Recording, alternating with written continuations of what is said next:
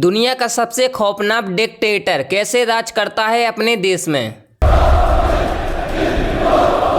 North Korea में आम लोगों की डेली लाइफ कैसे गुजरती है, ये सोचने से भी आपको घुटन महसूस होगी। यहाँ सरकार की पूरी कोशिश रहती है कि लोगों के पर्सनल लाइफ के हर इफेक्ट को कंट्रोल किया जाए। कौन कहाँ रहेगा, क्या पढ़ेगा, क्या लिखेगा, यह सरकार का डिसाइड ही रहता है। आप कैसे कपड़े पहनते हो, कैसे बाल कटाते हो और कैसी फिल्में देखते हो, यह भी सरकार आपको बताती है। एक रैंडम टाइम पर आपका फोन का ऑपरेटिंग सिस्टम एक स्क्रीनशॉट लेगा और ये स्क्रीनशॉट जाता है सीधे सरकार के पास, ताकि उन्हें हमेशा पता लग सके कि आप फोन पे क्या कर रहे हो और क्या देख रहे हो। अगर क्राइम दादा ने किया तो उसकी सजा पोते तक को भी भुगतनी पड़ेगी। यह गिल्ट बाय एसोसिएशन का कानून लागू होता है, इसलिए एक परिवार का हर एक सदस्य बाकियों को शक की नजर से देखता है। एक भाई अपनी बहन से और एक पिता अपने बेटे से खुलकर बात भी नहीं कर सकते। इस सब के बावजूद भी पिछले कुछ सालों में किम जोंग उनकी पकड़ कमजोर होती जा रही है। एक साइलेंट रेवोल्यूशन देखने को मिल रही है जिसे चला रही है नॉर्थ कोरिया की औरतें।